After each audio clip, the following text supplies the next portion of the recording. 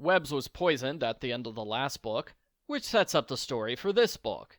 Our heroes must get Webbs some help at the nearest safe location, which is the Rainforest Kingdom. Oddly enough, the map says the Mud Kingdom is closer.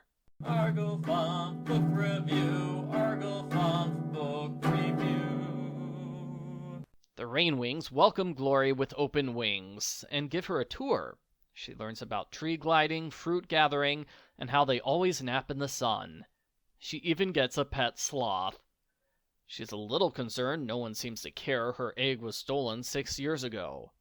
It's explained all rainwing eggs are kept in a communal hatchery. Dragons can tell if they're related through their venom. Glory tries it out with her new acquaintances and learns Jambu is her brother. The dragonets ask to meet with the rainwing queen.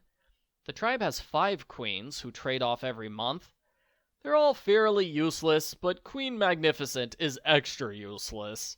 She can't remember something that happened yesterday. Don't worry, there are plenty of human politicians that are the same way. A rainwing named Mangrove says his partner Orchid has gone missing. That makes 12 dragons who have disappeared this year. The queen refuses to do anything because it's too much effort. And besides, it's probably the work of a rainforest monster. Glory says, no, they should investigate, make a list of missing dragons, search for clues, that sort of thing.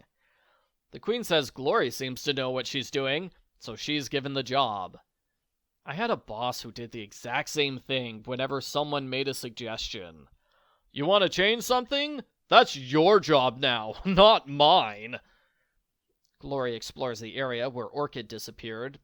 Thanks to Starflight's superior sense of smell, they're able to locate a suspicious cave nearby.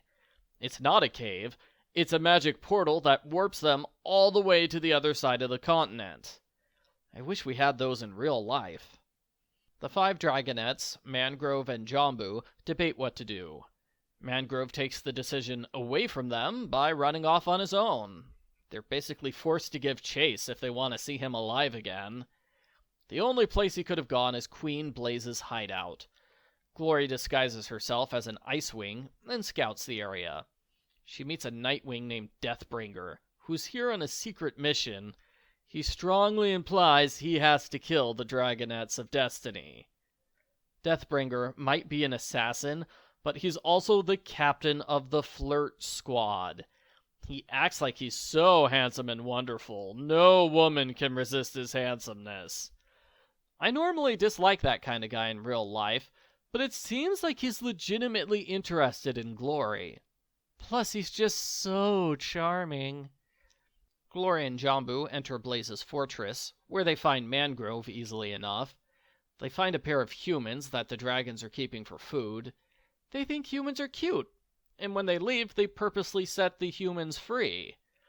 I don't know about you, but I suspect a human wrote this book, not a dragon. The rumors of Queen Blaze's stupidity were not exaggerated. She cares more about parties than about the war, and she constantly reminds people how popular and awesome she is.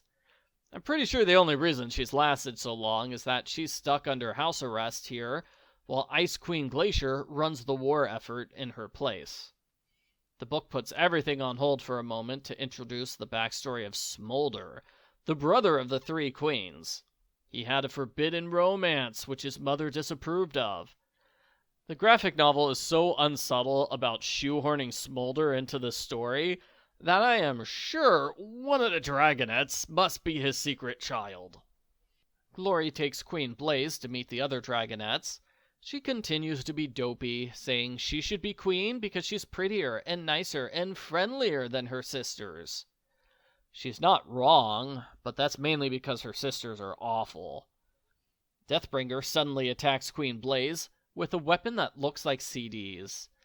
Even in a fight to the death, Deathbringer finds time to be charming.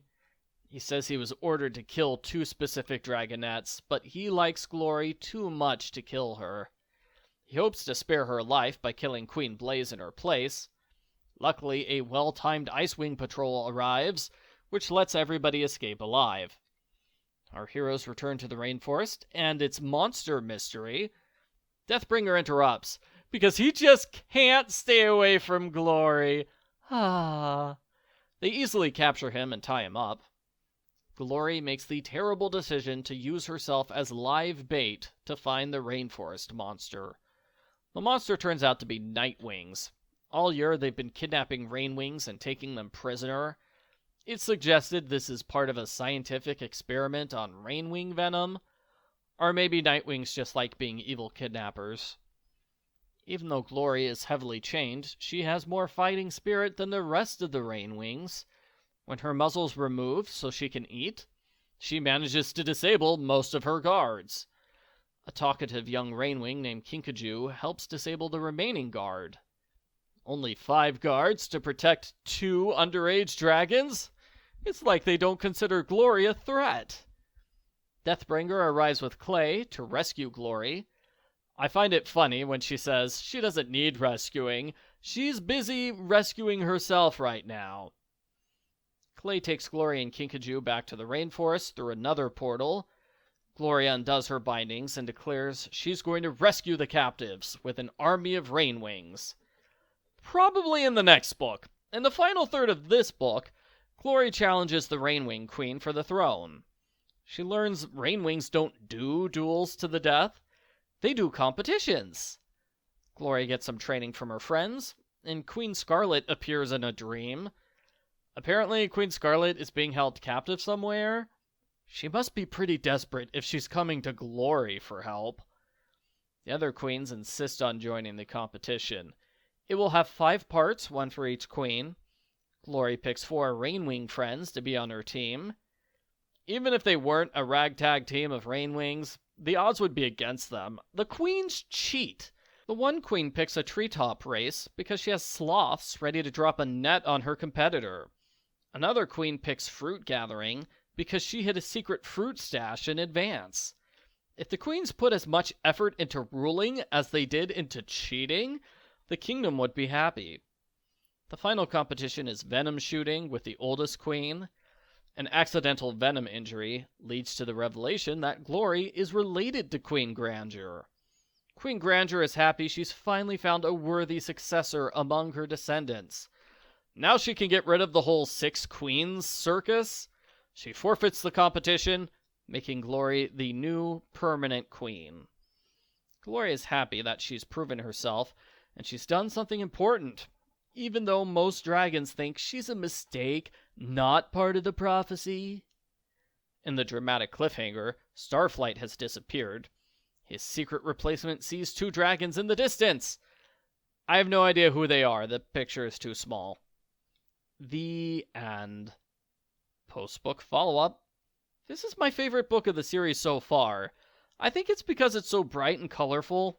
The tropical setting is great, and it's extra colorful because the dragons change colors regularly.